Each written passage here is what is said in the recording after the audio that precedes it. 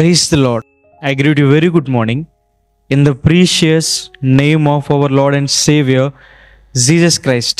మన ప్రభువును రక్షకుడైన యేసుక్రీస్తు నామంలో మీ అందరికీ శుభాలు తెలియజేస్తున్నాను. ఈరోజు దేవుని వాగ్దానం ధ్యానం చేద్దాం. నేను మీ యజమానుడను, మిమ్మును సియోనుకు రప్పించెదను. హల్లెలూయా. దేవుడు మన యజమాని. Jesus Christ is our master. Bible సెలవిస్తుంది, ఏ దాసుడు కూడా ఇద్దరు యజమానుల్ని సేవించలేడని. అయితే ఒక వ్యక్తి పాపాన్ని సేవిస్తాడు లేదా దేవుని సేవిస్తాడు. క్రీస్తు ప్రభు మనకి యజమానుడైతే ఆయన ఎలాంటి యజమాని? ఆయనకి మన జీవితాన్ని సమర్పించుకుంటే ఆయన మనల్ని ఎలా చూసుకుంటాడు? బైబిల్ సెలవిస్తుంది, యజమాని ప్రేమ కలిగిన వాడని, కరుణ కటాక్షములు కలిగిన వాడని, జాలి కలిగిన వాడని, ఈ యజమాని మనకి సహాయం చేసేవాడని, ఈ యజమాని మన పట్ల ఉత్తమమైన చిత్తాన్ని, ఉత్తమమైన ప్రణాళికని, ఒక ప్లాన్ని కలిగి ఉన్నాడని. ఎప్పుడైతే మనం ఈ యజమానికి మన జీవితం సమర్పించుకుంటామో ఆ చిత్తం మన పట్ల నెరవేర్చబడుతుందని. మన తలంపుల కంటే దేవుని తలంపులు, మన చిత్తము కంటే దేవుని చిత్తము ఎంతో ఉన్నతముగా ఉందని.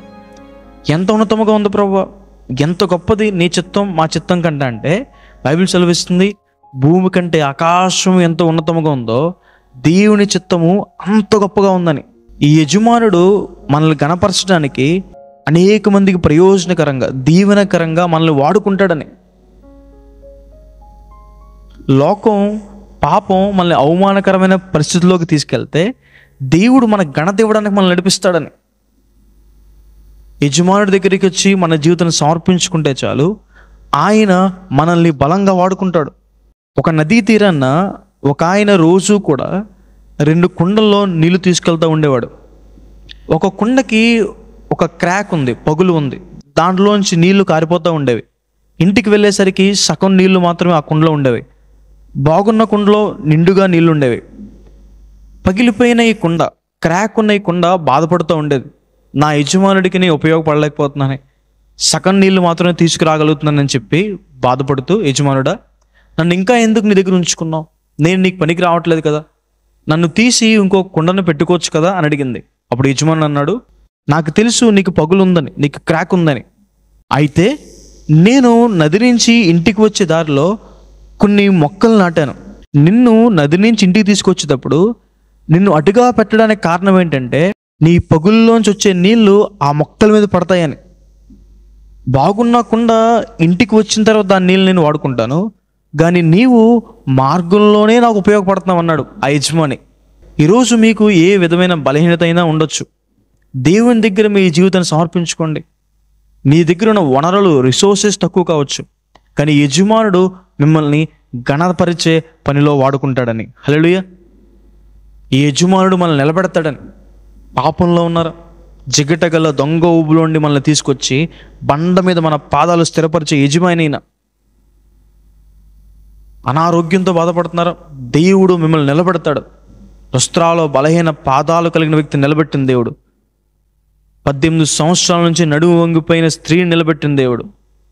39 సంవత్సరాల నుండి బెతెస్దా కోనేటి దగ్గర పడిపోయిన వ్యక్తిని నిలబెట్టిన దేవుడు మిమ్మల్ని నిలబెడతాడని.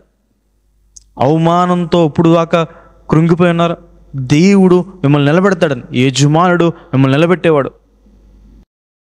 ఈ యజమానుని దగ్గర మనం నమ్మకంగా ఉంటే ఈ యజమాని మనల్ని బహుగా ఆశీర్వదిస్తాడని. నమ్మకంగా ఉన్నారా దేవుని దగ్గర? దేవుడిచ్చిన జీవితం బట్టి, దేవుడిచ్చిన జీతం బట్టి, కుటుంబం బట్టి, రక్షణ బట్టి, సమయం బట్టి, ఆరోగ్యం బట్టి నమ్మకంగా ఉన్నారా? నమ్మకంగా ఉంటే మెండైన ఫలం కలుగుతుందని. లేని వారికి తీయబడుతుంది, ఉన్న వారికి ఇవ్వబడుతుంది. నమ్మకంగా ఉంటే ఇంకా ఫలితాలు పొందుకుంటాం. ఒకరోజు ఒక పెద్దాయన ఒక 3 సూట్ కేసులు తీసుకుని కొంతమంది యవనస్తుల దగ్గరికి వెళ్ళి, నాకు ఈ సూట్ కేసులని కొండపై వరకు మొయ్యాలి, అలా మోసినందుకు ఒక సిల్వర్ కాయిన్ ఇస్తాను, వెండి నాణాన్ని ఇస్తానని చెప్పాడంట. ఎవరు ముందుకు రాలేదు. అయితే ఒక యవనస్తుడు ముందుకు వచ్చి ఆ సూట్ కేసులు మోయడానికి ఇష్టపడ్డాడు. ముందు ఒక సూట్ కేసు పట్టుకున్నాడు. తర్వాత కొంచెం దూరం వెళ్ళిన తర్వాత పెద్ద అయిన మిగతా 2 సూట్ కేసులు కూడా అతని మీద పెట్టి మొయ్యమన్నాడు. ఇతను మోస్తున్నప్పుడు ఈ పెద్ద ఏం చెప్తున్నాడు, ఒక సూట్ కేసులో బంగారం ఉంది, ఒక సూట్ కేసులో సిల్వర్ కాయిన్స్ ఉన్నాయి, ఒక సూట్ కేసులో ధనం ఉంది.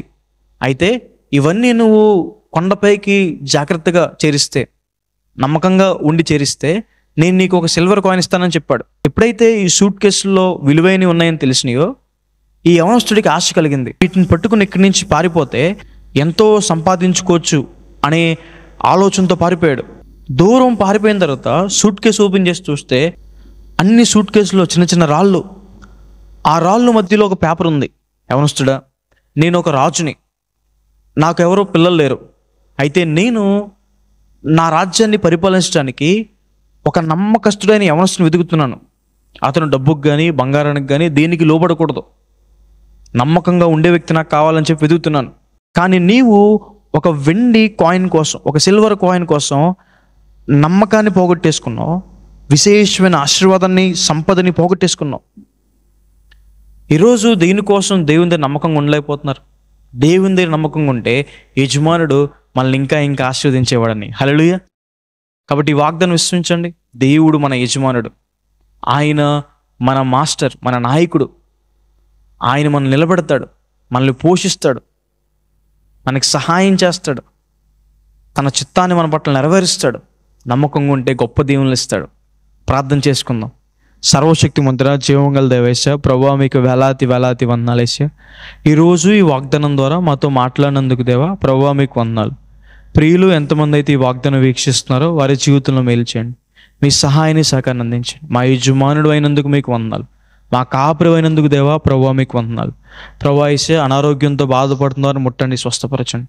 పాపంతో వ్యసనాలతో బాధపడుతున్నారు బయటికి తీసుకురండి. అప్పులు బాధలతో బాధపడుతున్న వారిని ప్రభువా లేవనెత్తండి, బయటికి తీసుకురండి. అన్ని విషయాల్లో ప్రభువా అందరినీ స్థిరపరచండి, దీవెనలు కుమ్మరించమని యేసు నామమున వేడుకుంటున్నాను తండ్రి, ఆమేన్. God bless you. God bless India.